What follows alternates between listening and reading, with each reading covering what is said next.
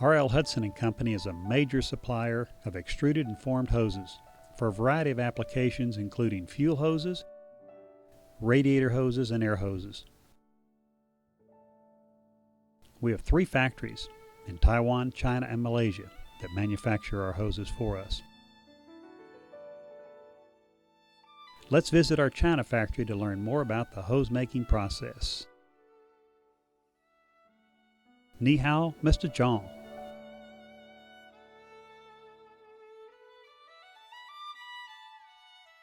Our Chinese factory is located near Beijing.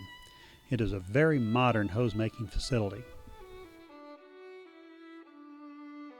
Here are some of the various kinds of hoses produced in this factory.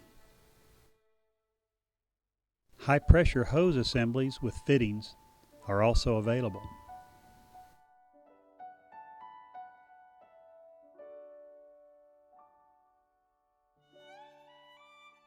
Our hoses are made from the highest quality rubber ingredients available, which are stored in our climate-controlled raw material storage facility. One of our base materials is DuPont Nordel EPDM. Our rubber compounds are weighed and mixed in a new computer-controlled mixing facility. Here you can see raw EPDM being cut to the exact weight for mixing. After weighing, the raw rubber is placed on a belt along with the other compound ingredients to go into the mixing head.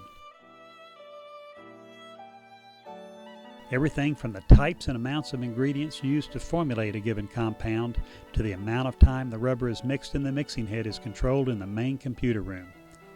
Here's the main computer terminal which shows the mixing process.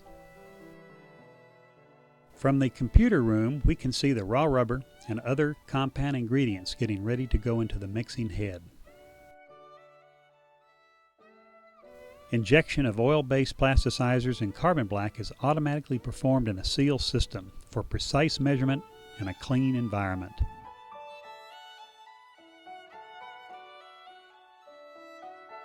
Here's a view of the mixing head itself.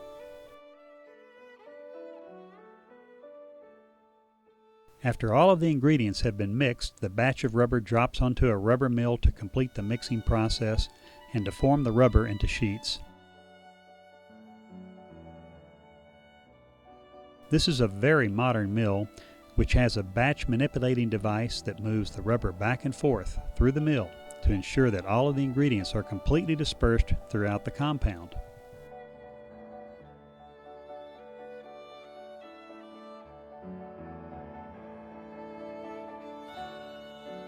Once the rubber has been formed into strips, it is ready to be extruded and formed into hoses. The first step is to extrude the inner tube onto which a fabric reinforcement is added in a second operation.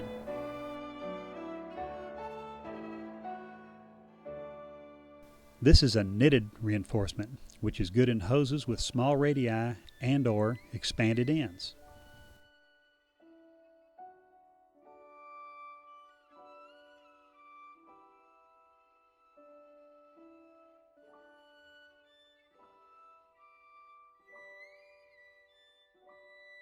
From the knitting head, the hose goes into a second extrusion head to have the outer cover applied.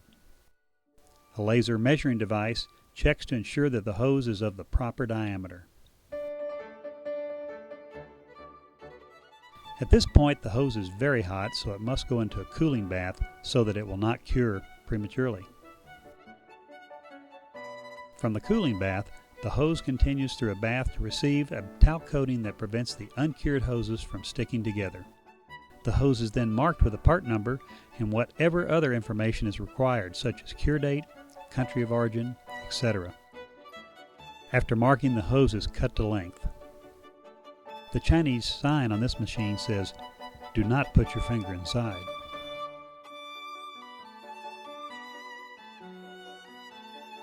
Here's another extrusion line that is producing a longer 20mm hose. The process is exactly the same. First, the inner tube is extruded and a fabric reinforcement is applied.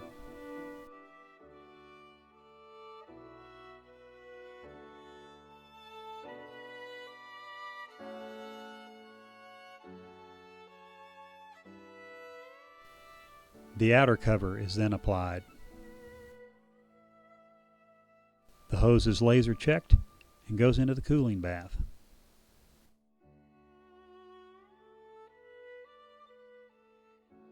This next extrusion line produces a fuel hose made with Kevlar reinforcement.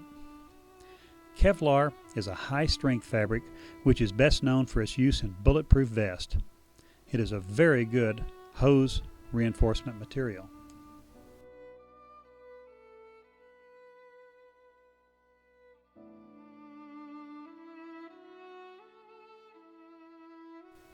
This is a Kuni machine made in Germany.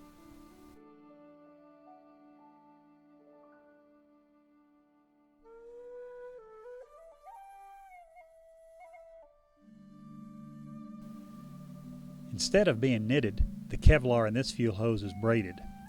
Braiding offers better high-pressure reinforcement.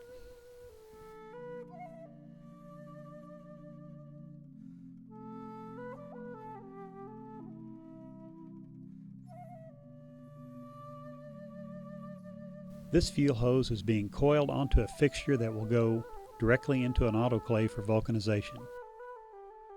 This hose will be cured in a straight condition and will not be formed.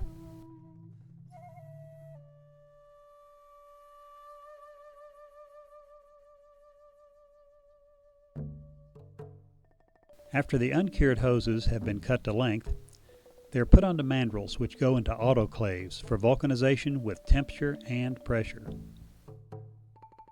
Depending on the size and wall thickness of this hose, it can take from 12 to 20 minutes.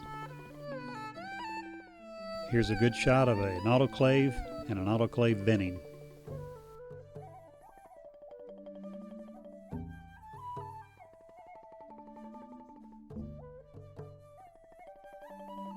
After the hoses have been cured and formed to their proper shape, they must now be finished. Since the hoses will thermally expand and contract during the vulcanization process, the molded length is greater than the finished length. The hoses will be placed onto fixtures and cut to the exact length required. Here's a good shot of an expanded end hose. And here's a look at one of the finishing areas.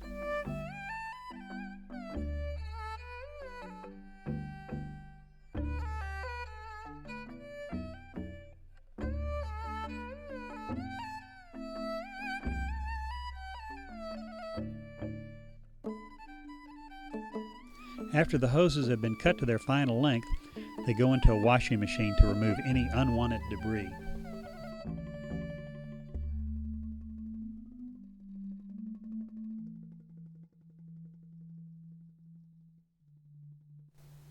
As you can see, this is a very large, modern factory.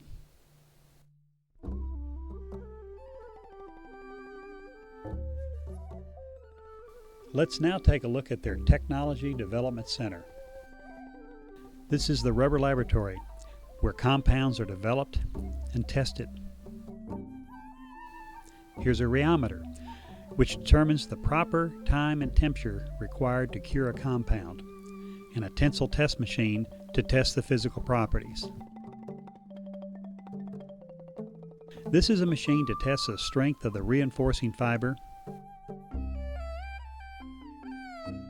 and a coordinate measuring machine to measure X, Y, and Z axes on complex formed hoses. These are ovens in which heat aging tests are conducted,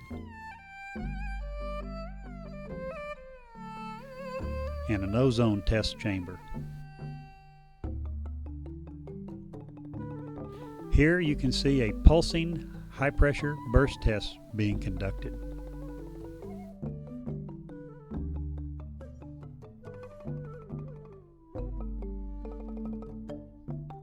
And this is another burst test machine.